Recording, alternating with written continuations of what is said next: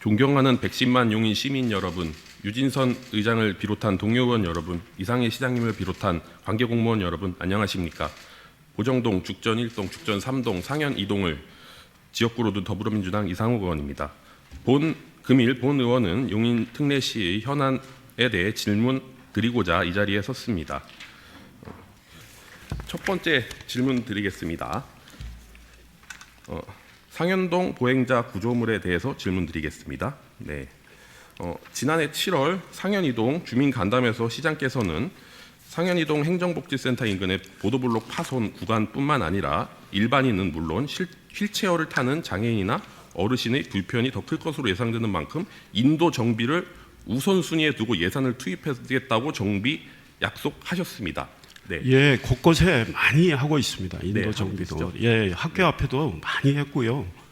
정말 전국에 저만큼 열심히 하는 시장 군수 있으면 한번 같이 토론이라도 하고 싶다 이런 생각하고 있습니다. 그러나 예산에 이제 또 제약이 있고 또 위치의 구조상 또 쉽지 않은 것도 있고 그런 측면이 있죠. 우리 의원님이 방문하신 지금 말씀하신 그것도 네. 네. 보시다시피 인도 정비의 네. 우선순위를 그렇습니다. 두고 예. 예. 근데 한국전력에 계속 이야기를 했고 의원님도 시장 그건 방문하셨죠. 좀 이따 질문 드리겠습니다. 네. 그래서 저도 네. 그 보고를 네. 어제 받은 겁니다. 어제. 어제 받으셨어요? 네. 그 의원님 가셨다는 보고를. 네. 네. 네. 그럼 다음 페이지를 띄워 주시고요. 네. 최근 언론 보도에 따르면 상현동이랑 성복동 일대의 보행자 도로가 이제 변압기 배전함 등에게 심각한 보행의 불편을 초래하고 있는 것으로 확인되었고요. 특히 전선 지중화 사업 이후에 설치된 지상기기들은 인도를 점유하면서 보행자의 차도로 내려가야 하는 위험한 상황에 처해 있습니다. 또한 분전함 주변에 쓰레기가 방치되어 있으며 화재 위험성까지 우려되고 있습니다. 혹시 시장님 인도 폭이 최소 몇 미터 확보돼야 되는지 알고 계십니까? 아니 그거는 뭐 아, 기존에 돼 있는 그 몇 미터까지는 제가 모르지만 네네네. 초등학교 앞에 제가 지난해 방문해서도 이 앞에 좀 철조가 튀어나온 곳 네. 그거 제거하라고 해서 제거가 됐고 네. 수지 성복동에 우리 터널 개통된 곳 있잖아요. 그쪽에서 이렇게 신봉동 쪽에서 성복동으로 이제 우회전을 하다 보면 그거 이미 다 저기 준비가 돼 있는 상황에 제가 출근하다가 그 한전 배전판이 좀 이쪽으로 나와 있어서 굉장히 통행이 좀 지장이 있을 것 같아요. 우리 차량 이동에 그 차량을 더 원활하게 우회전을 하도록 하기 위해서는 좀 깎아야 되겠더라고요. 그래서 그것도 이전을 해서 다른 곳에 배치를 했습니다. 그래서 뭐 제가 눈으로 목격할 수 있는 건 하는 건데 모든 걸 제가 다 하기는 어려우니까 네. 뭐 좋은 말씀 주시면 할 수 있는 건 하죠. 네. 아까 제가 도로폭 최소 그 몇 미터인지 말씀드렸는데 이게 국토교통부의 보도 설치 및 관리 지침에 따르면은 이제 휠체어나 유모차 이용자가 원활히 교행할 수 있도록 순수 이동폭은 최소 1.5m 이상 확보된다고 명시가 돼 있습니다. 네. 근데 이제 상현동이나 이제 성복동 같은 경우 여기 사진을 보시면은 네. 여전히 인도폭이 좁아 보행로가 제대로 확보되지 않는 구간이 존재합니다. 그 결과 보행자들이 이제 보시다시피 하유지를 통해서 통행하는 불편을 겪고 있고요. 이에 따른 이제 사고의 위험으로 민원이 지속적으로 제기되고 있습니다. 혹시 이 답변서에 보니까 시장님 한전에 이설을 요청한 지 이제 2년 동안 2년 가까이 요청을 하셨는데요. 예. 근데 해당 시설이 불법 점유물이라는 사실을 알고 계신가요? 아니요, 저는 그건 몰랐습니다. 네, 알겠습니다. 그럼 요거는 제가 추후에 구청장 따로 답 질의드리겠습니다. 보행로 관련해서 질문을 드렸는데요. 시장님도 이제 상현 이동에서 이제 그 주민 간담회를 통해서 이제 최대한 이제 주민분들이 통행할 수 있게 안전을 확보해서 예산을 우선적으로 투입한다고 하셨잖아요. 예. 그 의지는 변함이 아직 없으신 거죠?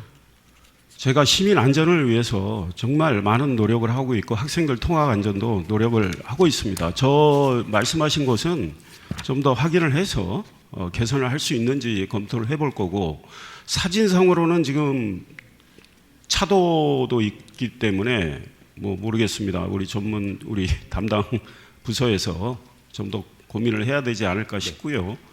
저거 개선하는 예산은 뭐 추경 편성해도 되잖아요. 네. 그래서 연구를 좀 하도록 하겠습니다. 네, 알겠습니다. 시장님 좀 강력히 요청드리겠습니다. 예, 네. 의회에서도 많이 도와주십시오. 저희 연구해서 다시 말씀드리도록 하겠습니다. 네네네네. 도로 구조물이 네네. 불법 점용되고 있는데요. 네네. 이 추후에 구청에서는 어떤 조치를 취하실 것인지 좀 답변을 부탁드립니다. 일단은 그 구조물 대해서 저희가 5차례에 걸쳐서 이행 촉구를 했거든요. 근데 그 이설은 한전에서 하는 건데 이미 한전에서 그 불법으로 점용을 하고 있는 상태라 저희가 이제 그 협조를 하면서 그 조치를 했는데 현재 그게 통하지 않는 상태예요. 그래서 저희가 그 이행 강제금도 검토를 했고 그리고 변상금 조치도 이제 그 저희가 부과를 일부는 했는데 사실 그거는 조치가 되게 매미합니다. 그래서 그 강력하게 저희 행정 조치를 이제 의지를 담으려면은 뭐 고발이라든지 뭐 이런 부분도 지금 검토를 하고 있습니다.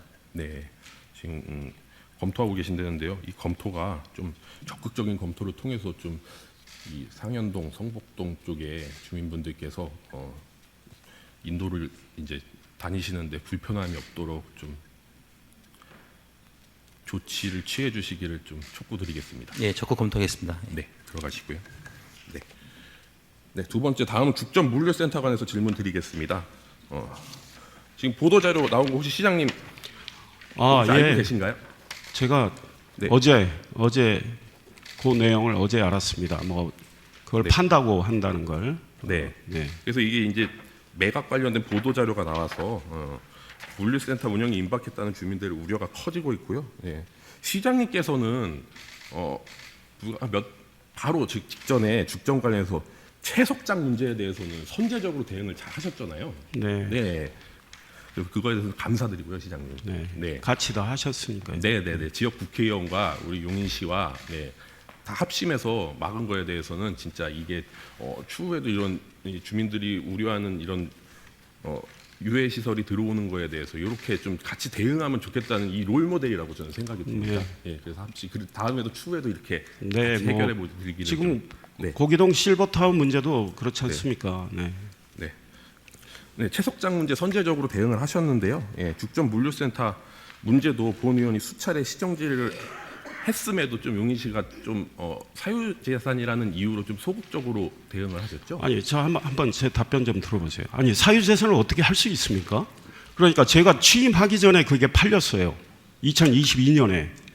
그러니 그 사유재산을 우리가 어떻게 합니까? 그런데 이제 팔겠다고 내놓은 상황이니까 상황을 지켜보고 우리 죽전 시민들의 마음은 잘 압니다. 그리고 그 시설은 제가 알기로는 물류시설밖에 안 돼요. 그러니까 아마 매입을 하겠다는 분이 안 나올 수도 있습니다. 이제 그런 걸 염두에 두고 시가 검토를 할 거고 나중에 우리 저 행정과장이 뭐 보충 답변하실 수도 있는데 작년 말에도 그 지역을 어떻게 할 건지 연구를 하던 차입니다. 네. 네, 알겠습니다, 시장님. 다음 화면 띄워주시고요. 네, 시장 공약 잘 알고 계시죠? 알고 있습니다. 네, 좀 공약이고 다음 화면 띄워주세요. 네, 시장님 후보 시절에 언론 보도 내셨습니다. 물류창고랑 데이터 센터 관해서 입장 표명하셨습니다. 여기 나온 대로 죽전 물류센터 부지를 향후에 부지 매입과 용도 변경을 통해 주민들이 원하는 문화, 복지, 체육시설 등 설립이 가능한지 검토하고 당장 시와 주민, 사업자가 함께 협의 채널을 만들어 시민들이 걱정을 덜어드리는 방안을 찾겠습니다. 시가 적극적으로 중재하겠습니다. 라고 하셨습니다. 네, 위의 내용대로 추진된 내용이 있습니까? 제가 말씀드렸죠. 제가 저 이야기를 할 때는 그 물류센터 문제에 대해서 시민들의 이야기를 듣고 시민들의 이야기에 내가 동감을 해서 이야기를 했던 건데요. 말씀드린 대로 시장 취임하기 전에 이번에 팔겠다는 쪽에서 이미 저 물류센터를 매입을 한 상황이었습니다. 네. 그러면 생각해 보세요. 내가 2022년 7월 1일 날 취임을 했는데 그 얼마 전에 매입한 사람이 그걸 팔겠다고 내놓겠습니까? 그런 상황이었고 그리고 우리 시민들이 거기는 물류센터 안 된다고 그래서 어디죠? 국방이었나요? 그 결국은 안 됐던 거 아닙니까? 그런 과정에 세월이 흘러서 이제는 물류센터 하기 어렵다고 판단을 해서 아마 이제 매각을 하겠다고 내놓은 상황이잖아요. 네. 그러면 지금 매입을 하겠다는 사람이 나타날지 안 나타날지 모르지만 우리 시는 지금 예산 준비도 안 돼 있는 상황에 이분이 팔겠다고 한 것을 우리가 예상할 수는 없었던 거고, 그러면 물류센터밖에 하기 어려울 테니 이제 매입자가 없을 수도 있어요. 네. 그런 상황을 보고 우리가 이제 대응을 해야 될 거고, 우리 저 임명환 과장은 이미 이 문제에 대해서 작년 12월쯤 검토를 다 해서 어떻게 할지 우리가 연구를 하는 이런 단계에 다 들어왔습니다. 나중에 불러서 한 번 더 물어보십시오. 제게도 자료를 준 게 있는데 제 공약은 제가 충분히 알고 있고, 그래서 시민들을 위한 시설로 가겠다는 생각은 그게 바람직하다는 생각은 변함이 없습니다. 그러나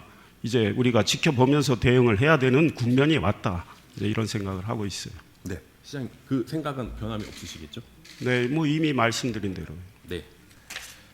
알겠습니다. 시장님 죽전 주민의 우려를 생각한다면 이 최선책을 고려하셔갖고 지역편에 적극 해결해 주실 것을 좀 요청드리겠습니다. 예, 뭐 노력을 할 거고요. 연구를 또 지혜를 모아야 될 거고, 제 공약은 제가 잘 알고 있고, 네. 말 나온 김에 공약하지 않은 것도 엄청 많이 했습니다. 네. 그럼 시장님 공약하지 않은 게 엄청 많다고 하셨는데요. 제가 지난 22년 제 268회 정례회에서 데이터 센터 관련해서 시정 질의를 할 때 시장님께서는 답변을 공약을 지키지 못한 것에 대해서는 시민들께서 왜 공약을 못 지켰냐고 얘기하면 제가 사과드리겠습니다. 아니 그렇습니다. 나는 그럴 생각하고 있어요. 내가 지금 공약을 거의 이행을 하고 있습니다. 공약 지금 진행되는 상황까지 하면 93%, 4% 되는데요. 공약을 하고 나서 시장 취임으로 일을 하다 보니 이거는 거의 불가능하겠구나 하는 게 있습니다. 그거는 제가 임기 말쯤 제가 시민들께 설명드리고 사과할 생각이에요. 네. 쿨하게 한번 저처럼 사과 안 있으신 하시는 거죠? 시장들도 많았는데 네. 저는 사과를 할 거고요. 네. 그 다음에 우리 시의원님 여러분들 다 아시잖아요. 제 공약하지 않은 것들 지난해 11월에 25년 규제 수변구역 113만 평 해제 시장님 공약 안 한 겁니다. 그러니까 이런 걸 평가도 해주시란 말이에요. 네. 우리 시의 공직자들 예. 박봉에 열심히 일하고 있는데 일 좀 잘하시는 거 좀 우리 시의에서 칭찬할 때 칭찬 좀 해주시라고 제가 지난해 연말에 의회 마무리할 때 말씀드렸는데 견제와 균형 차원에서 견제 좋습니다. 그러나 또 균형의 감각도 필요하다 이런 말씀 드리고 싶습니다. 다음 질문 드리겠습니다.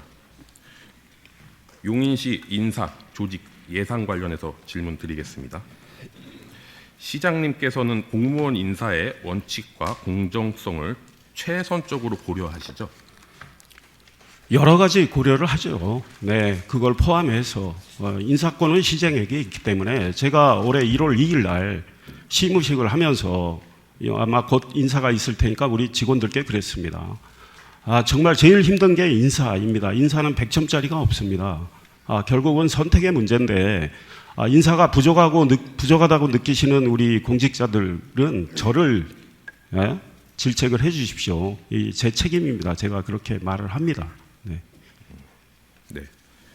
최근 언론 보도에 따르면 용인시 1월 정기 인사가 주민단체장 눈치 보기 인사 논란으로 공직사회에 강한 반발을 사고 있다고 합니다. 공무원들 내부 소통망에는 비판이 쇄도하였고요. 비판한 글이 소통망에서 삭제되기까지 하였습니다. 시장님, 이번 인사 과정에서 이 언론 보도의 내용에 대해서 짧게 답변 좀 부탁드립니다. 저는 저 내용을 지금 처음 봅니다. 네, 처음 보는데 나도 언론인 출신이지만 언론은 얼마든지 취재를 해서 자유롭게 비판을 할 수 있다고 생각을 하고요. 인사 과정에서 시장이 우리 많은 팀장들도 있고 그 아래 이제 승진자들도 있고 이 다 헤아리기가 어려워요. 그래서 저는 이제 그 주요 간부 이상 인사에 중점을 두고 있습니다. 네. 간부 위주의 아니요, 그러니까 그렇죠. 제가 한번 내 자리에 앉아 보세요. 얼마나 많은 그 분들을 인사를 해야 되는지 쉽지 않습니다. 그래서 우리 인사과 직원들이 인사 앞두고 거의 이 심야까지 일을 하고 그러는 것 같은데 제가 주로 중점을 두고 있는 건 간부 중심으로 이렇게 인사를 하고 있어요. 그리고 인사관리과의 그 판단이나 우리 기획조정실 판단, 또 우리 부시장님 두 분께도 여쭤보고 하기 때문에 그분들 판단도 존중을 하고 있어요. 네, 알겠습니다, 시장님. 그럼 혹시 용인시에서 직렬 중에 제2 직렬이 어떤 직렬인지 혹시 알고 계신가요? 그 숫자는 내가 잘 모르겠습니다. 행정이 제일 많고, 네.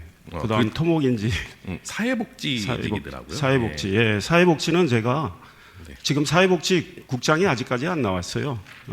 제가 이런 이야기 한 적이 있습니다. 드리고 답변을 좀. 아니, 사회복지 이야기를 하셨으니까 네. 그러니까 적체가 많이 돼 있는 거 드리겠습니다. 알고, 네. 사회복지는 제 임기 때 국장 한번 내려고 생각한다고 시장님. 말씀드린 적이 있어요. 네, 시장님. 작년 용인시 본청 사회복지직 하위직렬 승진자 수가 0명이었는데 이 사실은 혹시 알고 계신가요? 글쎄, 그건 제가 잘 모르겠습니다. 다만 제가 기준 인력을 작년에 행안부 장관 차관 수없이 이야기해서 38명을 늘렸습니다. 그 취임하고 15명 늘리고 2024년은 3명밖에 못 늘렸는데 합친 것보다 더 많이 늘린 거는 우리 지금 인사 적체가 심하고 누구나 승진을 생각하고 있는 상황에 승진이 사기 문제와 직결되기 때문에 시장이 나름대로 기준 인력, 기준 인건비 올리기 위해서 정말 노력을, 언론 보도도 많이 났어요. 내가 나중에 자료 드리겠습니다. 내가 장관한테 편지 쓴 것도 많고 전화 통화한 것도 많습니다. 다른 도시에 비해서 그래도 나름대로 노력을 하고 있다. 그리고 구급 근속 승진이 5년 6개월로 알고 있는데 그걸 절반 정도로 좀 2년 6개월 정도로 단축해 달라는 이야기도 하고 있고, 그래서 이번에 조직 개편을 기준 인력 38명을 늘려서 또 추가로 좀 더 늘려가지고 이 조직 개편을 좀 하려 합니다. 그러니까 의회에서도 좀 도와주시고, 그렇게 되면 9급에서 8급 승진자가 시의 지금 원안대로라면 쉬운 4명이 승진하게 됩니다. 그래서 나중에 설명을 드릴 테니까 좀 많이 도와주시기 바랍니다. 이왕 말씀 나온 김에 답변 드리는 겁니다. 알겠습니다. 네. 아까 간부 위주의 이제 인사를 하신다고 시장님께서는 하신다고 하셨는데, 예, 제가 모든 분들 다 질문 드리겠습니다. 네, 그래서 시장님 혹시 6급 이하, 6, 7, 8, 9급들 직원들과 승진 및 조직 개선에 대해서 혹시 직접 소통하신 적이 있나요? 제가요, 나름대로 노력을 많이 하고 있습니다. 그리고 어떤 행사가 끝나면 식사라도 하면서 편안하게 이야기를 많이 들으려고 노력을 하고 있어요. 그리고 우리 익명의 소통방에 올라온 글들도 특히 사기 진작과 근무환경 개선과 관련된 거는 보고하도록 해서 듣고 있고, MZ세대 우리 공직자들 문제가 전국적으로 문제가 돼서 행정안전부가 사기 진작책 만들었을 때 제가 장관에게 이야기했어요. 그 중앙정부 차원에서 그럴지 몰라도 우리 용인에 별로 해당 사항이 없다. 그래서 우리 용인이 요구하는 걸 제가 편지도 보내고 그렇게 했습니다. 네. 행안부 장관에게 하셨나요? 네, 보내드릴게요.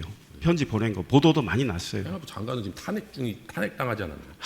그건 옛날 이야기고 지금 그분이 장관직 물러난 게 작년 12월이에요. 그 전에 다 한 거고, 기준 인력, 기준 인건비는 그분 물러나기 전에 다 해결이 된 상황입니다. 네. 그 시장님, 제가 이제 드리고 싶은 말씀은 그럼에도 불구하고 복지직 승진자가 10명이라는 결과가 나와갖고 이제 그걸 한번 말씀드리고 싶었고요. 그러니까 시장님, 지난해 6월 조직 개편 때 2국 다과를 징설하였는데 이제 좀 상위 직렬이 이렇게 조직 개편이 됐는데요. 이제 팀장이야 6, 7, 8, 9급들에 대한 직원들은 소홀히 다뤄졌다는 내용의 불만이 상당한 것으로 알고 있는데요. 인사 조직 개편에서 팀장이야 6, 7, 8, 9급 직원들의 중심의 인사와 근무 환경이 개선되기를 좀 강력히 요청드리겠습니다. 그런데 조직을 하다 보면 제 답변 조금 쉽지 어, 않은 애로사항이 있어요. 그러니까 이게 무슨 편가르기를 전혀 생각한 적이 없고 상위 직렬에 있는 분들이 소위 말해서 국이 신설이 돼야 하위 직렬의 기회도 생기는 거 아닙니까? 그래서 그렇게 하고 있는 거고 작년에 12개 팀이 신설이 됐습니다. 2국 작년에 4과였나요? 5과였나요? 사과였습니다. 네. 그리고 팀은 12개 팀이 신설이 됐고 이번에는 2국 4과 18개 팀인가요? 이렇게 준비를 하고 있어요.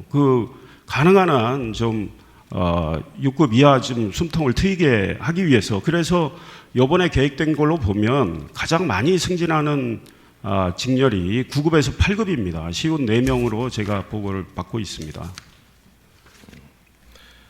알겠습니다, 시장님. 그리고 요거는 혹시 시장님께서 검토하셔서 의향이 있으신지 그것만 답변해 주시면 됩니다. 제가 말씀드리겠습니다. 네. 본 의원이 확인한 바에 따르면 현재 용인시는 각 동별로 2개의 팀 체제로 되어 있습니다. 혹시 알고 계시죠? 행정직, 복지직 2개 팀으로. 네. 네. 근데 고양시는 우리보다 인구가 적음에도 불구하고 특례시로서 각 동마다 3개 팀을 운영하고 있습니다. 예. 그래서 보다 좀 촘촘한 생정복지 서비스를 제공하고 있는데요. 용인시도 각 구별로 좀 인구가 많은 동을 선정해서 시범적으로 이 3개 팀 운영 체제를 운영해보고 그 결과를 바탕으로 향후 조직 개편에 반영하는 것에 대해서 시장님 의향이 있으신지 혹시 그걸 좀 더 검토를 해야 되고요. 고향이 이제 우리보다 과거에 인구가 많았잖아요. 시도 먼저 되고 그래서 지금도 기준 인력이 우리보다 많습니다. 성남이 우리보다 많습니다. 인구가 93만밖에 안 되는데 그런 문제가 있고 기준 인건비도 우리보다 훨씬 많습니다. 그런 제약이 있다 이런 말씀드리고 지금 주신 말씀은 잘 검토를 좀 하도록 하겠습니다. 네, 좀 검토를 하셔갖고 이제 최전선에서 네. 이제 주민들께 민원 서비스를 제공하는 동에서 이제 하는 것이기 때문에 한번 그거는 좀 검토하셔서 다음에 네. 반영해 주시기를 좀 네. 부탁드리겠습니다. 네. 네. 네. 그리고 시장님 혹시 기준 인건비에 대해서 용인시가 초과를 하고 있죠? 초과를 네. 하고 있죠. 지금 이제 민선 7기 때 많이 이제 인력 보강을 했지 않습니까? 그런데 이제 정부가 바뀌고 전 정부 때는 일자리 창출 언론 보도도 많이 났지만 공무원 숫자 늘리는 쪽에 중점을 뒀던 측면이 있고 현 정부는 인력 동결인 상황이죠. 그런 상황에서 페널티를 매겨 오다가 이제 그 중단된 걸 페널티를 좀 매기겠다. 우리 용인이 제가 장관한테 들은 건 전국에 4번째로 초과 인원이 많다. 이제 이런 생각이 이런 말을 들었습니다. 그래서 페널티를 맞는 건 불가피하다. 다만 좀 최소화하겠다. 대신 기준 인력은 많이 올려주겠다. 이제 이렇게 지난해 아마 가을쯤 장관이 제게 이야기를 했고 이왕 말씀드린 김에 처음에 30명 늘리겠다고 했습니다. 장관이 작년 10월쯤. 그래서 나한테 대폭 올려주겠다고 했는데 30명은 대폭이 아닌 것 같다. 이렇게 해서 38명으로 늘어난 겁니다. 그리고 기준 인건비는 142억이 늘어났는데 내가 취임한 2023년에 늘렸고 2024년 늘렸는데 2년 합친 게 112억인가 118억인가 그렇습니다. 그거보다 이번에 더 많이 늘어났습니다. 네. 그 시장님 기준 인건비가 초과해서 지방교부세법 시행규칙에 의거해서 2025년도 행안부로부터 71억의 페널티를 받으셨는데요. 네. 네. 이번에 결국 페널티를 용인시는- 각오를 제가 하고 좀 더 질문드리겠습니다. 잠깐만요. 네, 제가 페널티 질문 다 끝나고 각오하고 좀 더 답변하세요. 늘릴 네, 네, 생각입니다. 네. 네. 용인시는 중앙정부로부터 지급받는 보통 교부세에서 71억을 삭감되고요. 그럼 71억 못 받는 셈인데요. 네. 네. 본인이 집행부로부터 자료 대출을 받은 거에 따르면 이대로 되다간 27년도에는 277억의 페널티가 예상된다고 합니다. 네, 시장님 PPT를 좀 봐주십시오. 2025년도에 학교 냉난방비 교체 등을 할 수 있는 교육환경 개선 사업으로 40개 학교가 지원했음에도 예산 부족으로 14개 학교가 우선 배정되었고요. 이에 따라서 처인구 남곡초등학교 외 10개 학교, 기흥구 어정초등학교 외 8개 학교, 수지고 대지고등학교 외 5개 학교 총 26개 학교가 25년도 본 예산에서 배제되었습니다. 배제된 26개의 학교에 용인시에서 필요한 예산을 살펴보니 53억이었고요. 더하여서 올해 1월 설 명절을 앞두고 편성된 25억의 용인 와이페이가 예산이 하루 만에 소진된 것으로 알고 있습니다.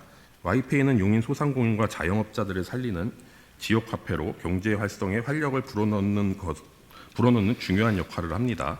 그런데 인근 지자체를 비교하면은 용인시가 이 와이페이 예산 규모가 현저히 부족합니다.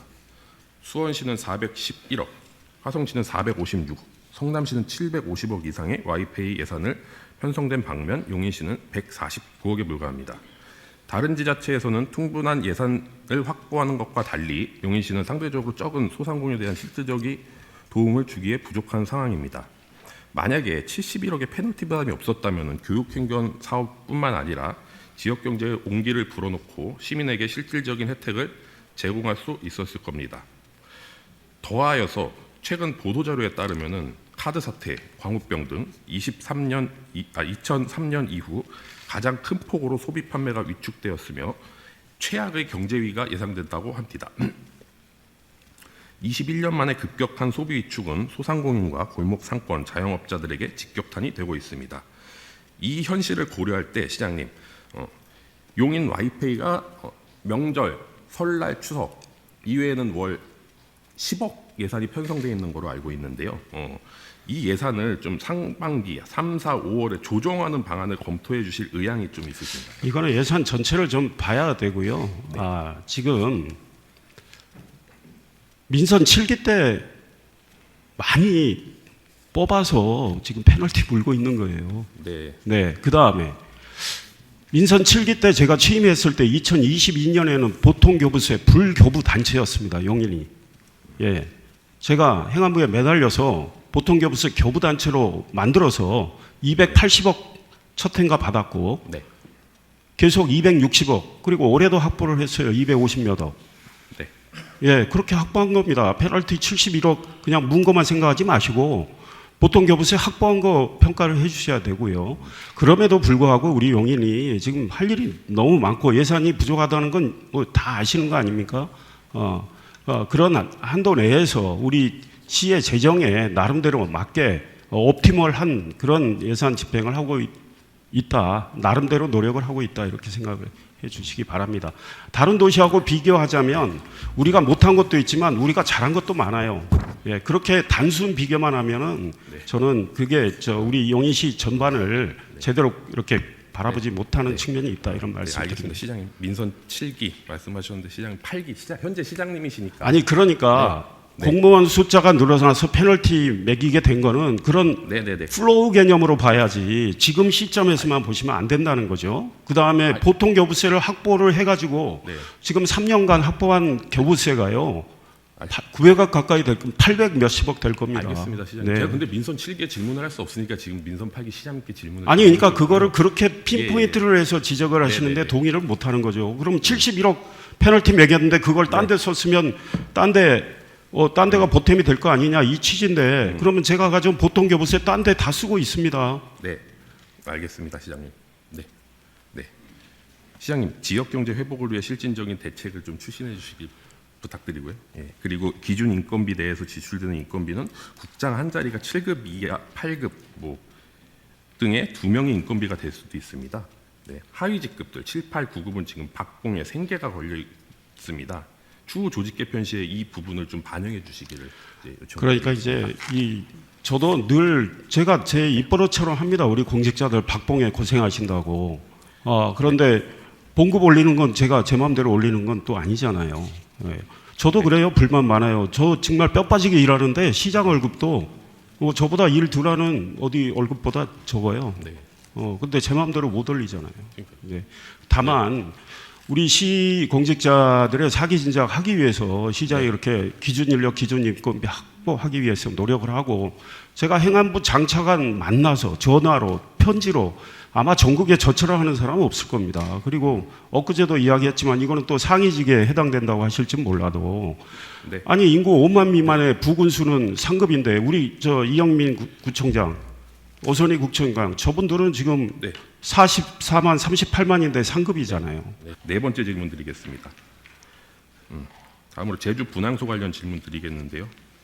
용인시에서 참사와 관련해서 시청사의 분향소가 마련되어 있었습니다. 시장님, 용인시에서도 희생자가 있었다는 것을 알고 계시죠? 조문도 했습니다. 네. 저도 했습니다. 네. 네.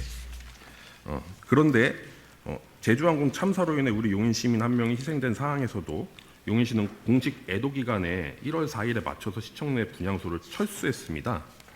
네. 4명이 숨진 오산시, 희생자가 없는 화성시, 일부 지자체, 그리고 서울시는 자율적으로 분향소를 연장 운영했는데요. 용인시는 희생자가 있었음에도 분향소를 연장하지 않고 운영한 것에 대해서 좀 설명을 좀 부탁드립니다. 그거는 뭐 의원님 말이 옳다. 우리 시가 틀렸다. 난 이렇게 말할 수 없다고 생각을 합니다. 경기도에 18개 도시가 분향소를 만든 걸로 알고 있습니다. 그리고 광역자치단체에는 분향소 하라고 했고 기초자치단체는 알아서 하라고 했던 겁니다. 그래서 그 18개 시 가운데 13곳이 1월 4일까지 했습니다. 용인하고 똑같이. 네. 지금 말씀하셨는데 오산에 4분이 돌아가셨다는 이야기는 제가 잘 몰랐지만 네. 오산은 하루 더 연장했어요. 하루 더 연장. 네. 제가 파악하기로 분향소 하루 더 설치를 했는데 10분이 조문한 거로 알고 있습니다. 추가 조문이 10분. 그러니 하루 뭐 일찍 우리가 딱 제때 정부가 공고한 기간에 문을 닫았다고 해서 시가 뭐 잘못했다. 나는 그 말씀에는 동의를 못하고 물론 잘못했다는 표현은 안 하셨지만 그리고 연장을 1월 10일까지 한 곳이 몇 군데 있어요. 네. 제가 알기로 경기도의 한 도시. 그러면 1월 5일부터 1월 10일까지 추가로 연장을 했는데요. 그 도시 추가 조문객은 260명으로 알고 있습니다. 청년 정책 관련해서 질의드리겠습니다. 시장님, 청년 네트워크 연간 추진 계획이 어떻게 되는지 좀 알고 계신가요? 그걸 제 머릿속에 다 넣기는 어렵고 우리 설정성 과장이 열심히 해주시고 보고도 하고 언론 보도도 많이 났고 우리 이상우 의원님도 거기 멤버였던 걸로 제가 압니다. 네, 저도 2기 출신인데요. 네. 시장님께서는 청년 네트워크에 이제 여러 행사를 직접 참여하셨잖아요. 네. 네, 청년 네트워크. 웬만하면 빠지지 않고 했습니다. 네, 그렇죠. 그럼 이 행사에서 이렇게 인사말을 하시고 혹시 청년들의 의견을 실제로 경청도 하셨나요? 청년들의 제가 뭐 일정상 행사에서 인사하고 나온 경우도 있지만 휴양림에서 우리 워크숍 할 때는 상당히 오랫동안 있었고요. 네. 그와 별개로 우리 시청 앞에 카페에서 청년들하고 점심 먹으면서 1시간 한 4, 50분가량 대화한 적도 있고요. 네. 자립준비 청년들, 그 청년들과 2번 식사를 같이 했고요. 또 그 청년들 워크숍에 가서 처음부터 끝까지 있었습니다. 네. 그리고 제 아이디어로 네. 중앙동 도시재생 사업이 시작되는데 그거 청년들에게 브리핑을 해드려라. 그리고 청년들 아이디어를 채택을 하라. 해서 청년들이 거기에 대해서 브리핑 받고 많은 아이디어를 낸 거로 알고 있고 청년들 제안으로 원래 도시재생 중앙시장 쪽에 청년들 공간이 지하로 계획되어 있었는데 그 지상으로 올린 그런 제안 등이 채택이 됐죠. 네. 네. 시장님, 제 다음 질문이 가장 기억에 남는 에피소드, 좀 획기적인 정책이 무엇인지 좀 소개해달라고 하려고 했는데 미리 답변을 다 하셨어요. 네. 저보고 네. 그 질문을 주신다면 저는 다른 답변을 할 것 같아요. 아, 그래요? 아니 국가 산단도 있고 송탄 네. 상수보호구역 해제도 청년 있고. 정책, 청년 정책. 그러니까 네, 청년 정책과 관련해서는 나름대로 소통 노력을 하고 있고 우리 네. 청년들이 이 나라 미래를 짊어질 것이기 때문에 제가 정말 노력을 하고 있습니다. 자립준비 청년들과 미팅도 제 아이디어였습니다. 예. 알겠습니다. 시장님, 지난해 12월 14일 4기 청년 네트워크, 용인 청년 정책 네트워크 성과 공유에서 어느 청년이 질문을 했는데요, 시장님께. 민선 7기에는 시장과 소통이 활발했지만 민선 8기에는 그렇지 않은 것 같다고 질문했습니다. 제가 그 질문 받은 기억이 없는데요. 네. 제게 그랬나요? 네, 질문을 그렇게 드렸다고 합니다. 네트워크 위원님께서. 제가 이제 민선 7기에는 뭐 청년 아메리카노 한잔 할까요 같은 프로그램을 통해 청년과 소통하고 지역별 청년 분과위원장을 임명해서 동장님들을 연결하고 그 지역의 민원이나 뭐 적극적인 청년 정책을 발굴했었습니다. 네. 근데 지금은 네트워크 이게 없어요. 뭐 시가 지금 민선 7기하고 달리하는 것도 있을 것 같고 네. 저는 아까 아메리카노 타임 이야기했는데요. 저도 점심 먹으면서 티타임 하고 밥도 먹고 그랬어요. 네. 네. 네. 그 분과위원장님들과 이렇게 카페나 치킨집에서 지역 현안을 논의하고 격식 없는 청년들과의 소통으로 좀 이 정도 급의 노력을 하고 계시는 거죠, 시장님? 저는 저대로 나름 노력하고 있습니다. 그다음에 제 휴대폰에 그 청년 네트워크에 뭐 모든 분들이 문자 주는 건 아니지만 문자 주고 할 때 의견 주고 할 때 바로바로 토스하고 통화도 하고 그래요. 저는 제 방식대로 하는 거지. 예. 민선 7기 잘한 건 제가 민선 7기 거 뭐 잘한 거 안 할 이유도 없어요. 네. 그러나 우리는 또 우리대로 하는 거죠. 네. 알겠습니다, 시장님. 지금 시장님이 답변하신 대로 이렇게 내년에도 올해죠. 올해도 청년들과 직접 소통하시면서 좀 적극적인 청년 정책을 반영해 주시기를 부탁드립니다. 네, 그럴 생각이고. 네. 이왕 말씀 나왔으니까 네. 예, 우리 지난 2023년인가요? 청년 정책과를 만들 생각이었습니다. 의회에도 보고 드렸고, 근데 의회에서 뭐 그거는 부결이 됐어요. 근데 이번에 이제 교육 여성 청년 정책과 이름은 제가 뭐 정확히 나중에 지금 정확히 생각 안 나는데, 그래서 우리 청년 담당관 지금 제도인데 1부시장 아래에 있는데 별도 과로 좀 독립을 해서 만들 생각인데 좀 많이 도와주시면 좋겠습니다. 그거는 조직 개편 때 이제 소통을 의회랑 하면 되는 거잖아요. 네. 그때 소통하기로 하고요. 네. 시장님은 용인시장 후보 시절에 약속을 지키는 게 공약입니다. 일보다 행사에 치중하는 시장이 필요합니까? 용인을 위해 일하는 시장이 필요하지 않습니까? 라고 공보물에 적으셨습니다. 오늘 논의된 여러 현안에서 시장님이 면밀히 검토를 통하여 시민이 체감하는 정책이 무엇인지 깊이 고민해 주시길 당부드리겠습니다. 이상으로 경청해 주셔서 감사합니다.